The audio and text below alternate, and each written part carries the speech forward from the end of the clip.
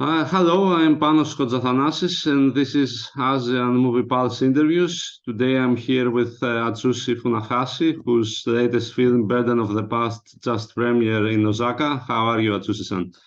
Yes, good. Thank you for watching my film and reviewing my films again. Thank you, thank you. So, first question, how did the audience reacted in Osaka about your film? Many people said it was much better than the other one, actually. They liked the former film. It's called The Company Retreat. They liked it, but the many people told me that it's even stronger. Mhm. So I don't know what to say because I am the filmmaker, so that I can be the objective position. But that's what the reactions of many people in Osaka. Mhm, mhm. Maybe because this one was in color, you think that helped? Maybe. Okay, okay, okay. And okay, in the previous film, you dealt with the women's situation in a work environment, and now you go with recidivism and how ex-convicted people are treated by society. Why have you decided to focus on such themes, some social themes, let's say? I have to say, okay, it's not only the ex-convicts. It's a little more broader problems I've been noticing in this Japanese society or in the world, and I've been like depicting all those collective unconsciousness of a society. And right after the 311 happened, like I made a documentary about this Japan about this nuclear disaster. It's called the Nuclear Nation. And Mm, then my former film, it's a company retreat, was the gender inequality. It's not only the sexual harassment, but it's a gender inequality in Japan is a really huge problem. And I thought I really might want to make a statement. That's why I made another, the company retreat. Then this one, I've been thinking about this intolerance to any people who committed something bad in the Japanese society, especially about this internet era. Like this cancel culture is growing so huge now. For example, like it's during the Tokyo Olympics, like in 2020 and 2021, it was postponed, and it's Oyamada Keigo. He's the musical director of the entire Olympic Games. He had to resign because he was accused of his bullying when he was in the primary school. primary So school. at the primary school, he was accused of like, doing a bullying some handicapped student, Oh, and it was disclosed on the internet, and then the people it was a huge it became the huge scandal. I don't think it could happen in Greece, I guess, but it's it was a huge thing, and then lots of internet bullying happened on all those the whatever SNS or social media. Then he couldn't avoid resigning it, and besides that, he cannot get any jobs in the music industry anymore right now. mm, So I think it's a partially it's Eastern Asian culture. It's Japan or South Korea and Taiwan are similar. That like it's once you committed something that's not right to the society, like you are not allowed to do anything in your life. So it's a country that like the human rights are considered it sometimes ignored often, and that's what's happening in Japan. mhm, So I felt the Japanese society, especially during this internet era, less and less tolerant of anyone with a criminal record. And so, another problem is like a background checks. You know, it's when you go to the Eastern Europe, no, the North or Northwestern European countries like the Norway or Denmark or Germany, like it's as long as I heard from people there, the people have the rights not to be background check. Mm-hmm. You know, when you're out of the prison and then you are considered your life is reset, so you can restart your life. You have a second chance. So if you are employer, you are not allowed to do a background checks. So you don't know who this applicant to your job got the criminal record or not. You are not allowed to know that. But that also includes a lot of problems too. Like, for example, for educational jobs, maybe you don't want to hire the guy who committed the crime of child molestation, and that happened to one of the characters in my movie. So in the European EU countries, so there are some exceptions too for those like educational jobs. They actually, employers have the rights to do background checks, but overall they don't. Mm-hmm. And in Japan, actually, background checks is really common. So employees or the applicants to the jobs, actually, you have to disclose everything. You have to say everything. And if you don't, they say, oh, you hid and you told a lie. Mm. So that's been a huge thing. So, and also the prejudice and the discrimination in the society towards these ex-cons are so huge. So you cannot get jobs, and you have to write everything on the resume, your CV. And you say, once you say you committed a crime before, then you don't get the jobs, and you're pushed to the corner of the society. So you end up committing crime again. Mm-hmm. So that's why recidivism rate in Japan is over 50%. Mm-hmm. So I thought it's very mean society in that way, and I thought I wanted to make a statement using the film. Mm-hmm. And apart from mean, would you say that Japanese society is unforgiving? Yeah, Because I think that's so. what I got. Yeah. Yeah, I think so. Mm-hmm. Do you sometimes get scared of this thing? Like, are you afraid that you will do a mistake at some point in your life and you will have the same fate, get cancelled? Yeah, I mean, I think so too. Like, it's recently there are lots of sexual harassment cases in Japanese film, so film industries, and then once they are accused by doing a sexual harassment, I think they are pretty much done. I think you have to move on to get a jobs in another industry. Like, it's you cannot direct any films in there. But I think it's I'm making things that are very complicated.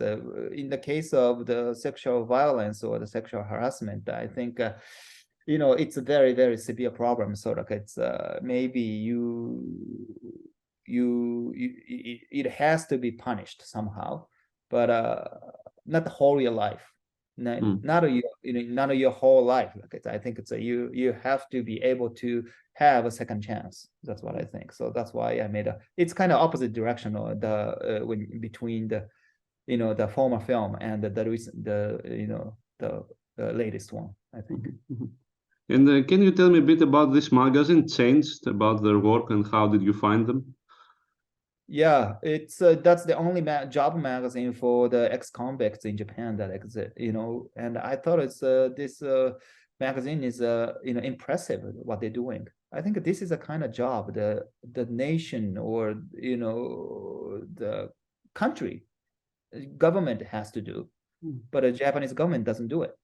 So there's a one Nagata says in the film, says, like, this is a kind of job the country or government has to do, take care, but they don't. So then we can't keep like blaming them. Someone has to do it, and so that's why like, he stood up and he organized this company, and then started issuing those recruitment magazines for the ex-cons. And in the real society, this woman called Akiko Miyake, she's like my age, like mid-40s, and started doing this recruit magazines for the ex-cons and by herself. And now like she got like 4 or 5 people working with her, but it's still small. And she's issuing every 3 months, like issuing a magazine for the recruitment, and she's distributing for free to all those the what do you say? The prisons. Mhm. Yeah. And how does the magazine get their funding? Where does it I get think from? it's NPO, so she got a lots of funding.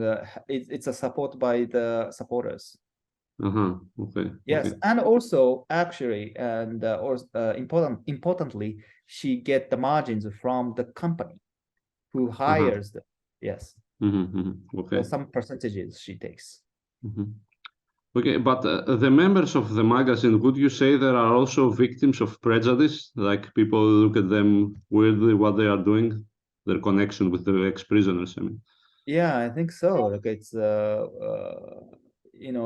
one character says like someone like see me like as like some the disgusting creature, and so people saying what's the point? Like you're helping those criminals to come back to social society. Are you like it's a terrorist group? Like that's a kind of Mhm. lines that actually the this Miyake-san told me.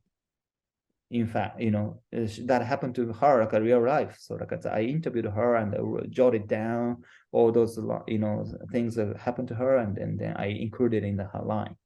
Mhm. Mhm. And so the events that we see in the movie, are they all based on real events or are some fiction? Yeah, it's a mixed together. And what's totally fiction is the drama therapy. Oh, really? Yeah, they don't do drama therapy at all. So it's not a I made up. Actually, that's happening in the United States. Mm-hmm. To rehabilitate ex-cons in the United States, they do these kind of programs. It's just intensify the ability of the ex-cons, open them up and be communicative. So they can access to the feeling they've been hiding, you know. They've Mm-hmm. been feeling guilty inside, but they then just putting have them do play the role, which is very similar to what they have done committing crime. They can just open up or they can speak somehow. So somehow they can access to the emotion they've been hiding. Mm-hmm. Mm-hmm. Okay. And how did the idea for this last part, the stage play, came? Why did you decide to include that in the movie? You mean like all those Q&A, the question and answers? Yeah, yeah. Yes, actually, that's the part I really wanted to do the most. Actually, it wasn't the stage play. Actually, it was the Q&A I wanted to do, because Mm-hmm. they have to face with the people, the society itself, how they are perceived, and I think that's the fundamental problem in the Japanese society. It's just the collective unconsciousness with lots of discrimination. Mm-hmm. Mm-hmm. Okay. Okay. And can you tell me a bit about the casting? How did that work for the film? It's pretty much the same people from my last movie, The Company Retreat. So they really like the my approach. By the way, like I named my approach. It's called. Can I tell you? Yes, of course. It's called Authentic Will. Mm-hmm. Authentic will. Okay. Yes, I named it. Like I didn't know I didn't come up with this name like when I was making a company retreat, but it's now like I was when I was directing this movie, I came up with this title. It's just that when you direct the just regular whatever usual filmmaking, you have a script, right? Mm-hmm. And you give the script, and the actors know what they're gonna say in front of the camera. So beforehand, they know what they're gonna say. And I think that's a kind of fake. And what I really wanted to do is like I without writing, but I planted the seeds of thinking and seeds of will in them. Each character. For example, the Taku. This Mm-hmm. is the protagonist. He committed a crime. He did the manslaughter of hit and run incident, and he killed a high school student. And then he wanted to touch the feeling in himself, and he wanted to say sorry to this high school student, but he doesn't know how. So he wanted to touch the like a deep emotion he has inside, but he's struggling to open himself up. So that's kind of basic struggle. You set it up. I talked with the actor. His name is Tsuji Taku. Like I said, it's a very excellent actor. And I spoke to him, and we discussed about what he's thinking about inside of himself. And we agreed upon each other. Then so he knows what he's feeling. And I throw him into the situation, to this stage play, or he go to this Chinese restaurant he's working at. So I throw him into the each situation, and just he reacts to the situation. But it's since like we agreed upon the basic character of himself, so he knows how to act or what to say. Mm-hmm. So he doesn't know his lines, but he knows his authentic will he has inside. That's a kind of approach I started doing it. And it's like a documentary shooting. So lots of footages we shoot. Shooting ratio is like 1:30 or something. Just lots of footages. So editing time is really massive. Like it's like a documentary. But did you ever thought of having actual convicts or the actual people from the magazine play in the movie? That could do it. Like it's I could have done it, but it's just a realistic reason. For example, like they are really busy, and they request really lots of money and stuff. It's I just chose to continue with the people I have worked together before. And once more, just like Company Retreat, you're also the writer, DP, sound recorder, and editor of the movie. Is that a necessity, or is it that you like to have control over your material? What do you think? I think a bit both, to tell you the truth. It's not that like I wanted to. Yeah, it's not. It's a both, but it's not that like I want to control everything. But I really want to diminish the presence of a camera on the set, because it's only me, and I wish I could shoot everything with my smartphone like this, but the smartphone is not good enough yet to make a really good movie. But I'm hoping someday I can shoot a movie with this like a smartphone. Then I can really diminish my presence on the set. Right now is like I got a camera like this, and I got sticking out the microphone. Like I got 2 microphones sticking out of the camera, and then I got a big lens, and then so it's really huge presence, but still like minimized, because the crew is only me, and so in that way, like I can spontaneously talk to the actors, and I stop the camera and then talk to the actors and do this, do that, and they react to it. So I don't tell them like I say this line, but I say, okay, what if you feel this way? What if like what I ask the questions? Okay, why you're frustrated like that? Like that, just show your emotion, like show what you are really feeling at the bottom of your gut. So like they come up with that kind of lines by themselves. So in that way, like I don't know how do I say, I agitate, or what they want to say. They are trying to feel what they want to say, but I help them. So there are lots of footages between the shots, and I'm talking to them. And can you tell me a bit about the scene where Taku meets the parents of the kid he killed? I felt that was one of the strongest in the movie. Yeah, I think so too. It's a very, very important scene, and then I told the actors and Taku and Jun Kubodera like not to meet with the parents before. parents, the parents actors. Mhm. So they really have to face them for the first time. So I didn't have them chat with those actors before the roaring. So in that way, like they also feel tense too. So Mhm. and it was a massively intense moment, and so he has to come up with his what he really wants to say to maybe he must have been thinking about what he wants to say to the parents, but he end up actually having quarrel with them, and then so it's kind of it's inevitable. How do I say it? He's like that. Okay? He's like that guy, and he can now really suppress his bursting. He's got a problem about it's anger management or controlling himself. So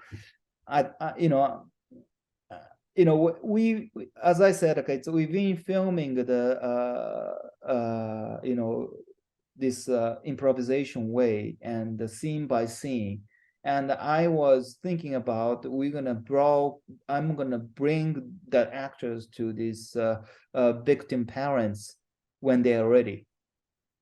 Mm-hmm. And then so like we didn't plan to do that like before, or I planned it, but I didn't tell the actors. Uh-huh. But I felt like they kind of cultivated their emotions really deep enough. And one scene, in one scene, like I felt, oh, okay, like I start seeing the Tako's emotion really, like he's feeling so bad and guilty at the bottom of his heart. And one day he was crying at this intersection where all those trucks and the cars are going by, and where that's the in a scene, that's the place he committed a crime, killed a high school student. So I thought, okay, maybe he's ready.